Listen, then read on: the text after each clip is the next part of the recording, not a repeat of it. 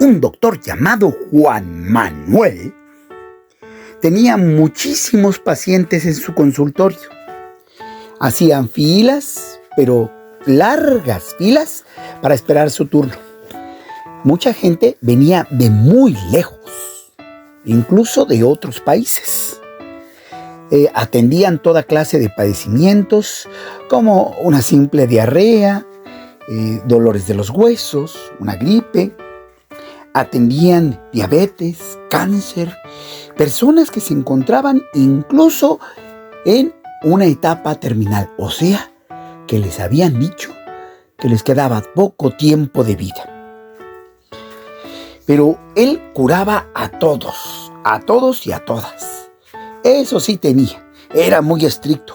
Si él decía que se tomaran algo o que debían seguir las instrucciones, tenían que seguirlas puntualmente, porque de lo contrario se enfadaba y ya no los atendía. Aunque le rogaran, ya no los atendía. Así era el doctor, siempre les decía: a ver, muy buena tarde. Bienvenido, pase. ¿Qué es lo que le afecta? ¿Qué es lo que siente? ¿Cuáles son sus síntomas? Ni siquiera les preguntaba su nombre. Él les hablaba siempre con mucha confianza, ya fuese de tú o de usted, pero siempre con la misma confianza. Confiando también, a su vez, en que los iba a curar. No le iba a dar vueltas, no les iba a sacar dinero, porque muchos de ellos acudían con él, porque se habían presentado con otros médicos que solo les habían sacado todo su dinero. Algunos de veras todo su dinero, una verdadera fortuna. Y no se mejoraban. Solo quedaban en la absoluta miseria. Así que cuando se enteraban de este doctor, pues considerando que ya casi todo lo habían perdido, pues ¿qué más daban? Lo visitaban. Y sí, el doctor nada más les checaba los ojos, les hacía sacar la lengua, la revisaba meticulosamente, luego les tocaba la espalda, la columna vertebral, desde arriba hasta el coxis. Luego las plantas de los pies. Eso sí, las plantas de los pies y las manos. Las palmas de las manos. Y con eso era suficiente para saber qué tenía que hacer. Así que no siempre acudía a medicamentos de esos que llaman de patente, o esos medicamentos que ya están elaborados por alguna farmacéutica o alguna marca reconocida. No. Él acudía también a los remedios naturales. Combinaba muchas disciplinas médicas: acupuntura, masoterapia, alopatía, homeopatía, de todas. Herbolaria, claro está, una de sus preferidas. Pero siempre la gente salía muy satisfecha, confiando en él. Los que no salían ya curados, cuando no era algo que se pudiese curar al instante, sí salían con toda la fe depositada en el doctor Juan Manuel. Él les decía que era pertinente que siguieran las instrucciones, pues en caso de que no siguieran las instrucciones a detalle, al paso de la letra, entonces todo se echaría por la borda y sería un fracaso. Y él no quería ver a alguien que no estaba dispuesto a curarse. Se suponía que todos y todas iban porque se sentían muy mal, porque probablemente no habían encontrado soluciones en otro lugar. Así que él estaba dispuesto a hacer todo lo que se tuviese que realizar para llevarlos a una solución, a una cura. Eso lo hizo durante mucho tiempo, pero a eso de los 45 años, comenzó a sentir los achaques de aquellas largas jornadas. Y digo que eran largas porque, como ya mencionaba, había muchísima gente. Así que no le daban oportunidad a veces ni de comer. Y llegaba muy tarde a dormir.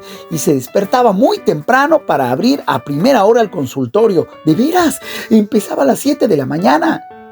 Y desde su casa hasta el consultorio se hacía 2 horas. O sea que se despertaba aproximadamente a las 4:30 para salir a las 5 y llegar a las 7 al consultorio. Para entonces ya estaba muy larga la fila. Así que él no se quejaba por la carga de trabajo. Al contrario, siempre agradecía que tuviese tantos pacientes. Pero como decía, después de los 45 empezó a sentir los achaques. Y no solo los achaques. La verdad es que se dio cuenta. Los padecimientos, o al menos los más significativos, que curaba, eran los que él comenzaba a sentir. Cuando una persona llegaba con un dolor muy grave de rodillas, de articulaciones, apenas se iba, comenzaba a experimentar los dolores en los codos, en los hombros, en las rodillas, en fin, en todas las articulaciones. Y eran insoportables. Al principio podía seguir trabajando, pero después no podía ni pararse. Y así sucedía con cada uno de los padecimientos. Si una persona llegaba con una diarrea, era una dificultad porque tenía que estar separando a cada rato con los siguientes pacientes para ir al baño, y a veces tardaba minutos, largos minutos, 10, 15 minutos, porque apenas intentaba salir, ya le estaba regresando el retortijón. Lo cierto fue que hay quienes dicen que, de acuerdo a su asistente, la señora Jovita, una mujer muy jovial, muy amable, muy amorosa, muy maternal, ella dijo que había logrado curar a más de 5,000 personas que acudieron a su consultorio, la mayor parte de ellas sumamente graves. Sí, más de 5,000 personas. Parecía exagerado el número, pero sí, es que había tanta gente y no paraba de trabajar.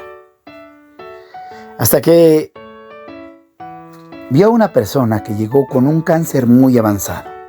La persona también tenía una hernia hiatal. Además, tenía problemas ya con la vista, que estaba quedando casi ciega. Y no oía bien. Padecía unos dolores en los tímpanos insoportables. Sus pulmones estaban fallando casi del todo, como si hubiese consumido cigarro desde que era muy pequeña, aunque en realidad nunca se había fumado un solo cigarro. Tal vez era la contaminación o no se sabe. Tenía varices, además también padecía de gota, en fin, era un cúmulo de padecimientos. Pero sobre todo era el cáncer, el que ya la estaba llevando a la muerte. Por increíble que parezca, el doctor, al cabo de poco tiempo, logró curarla por completo de todos y cada uno de los padecimientos. Pero al cabo de ese poco tiempo, el doctor los adquirió con puntualidad y lamentablemente dejó este mundo.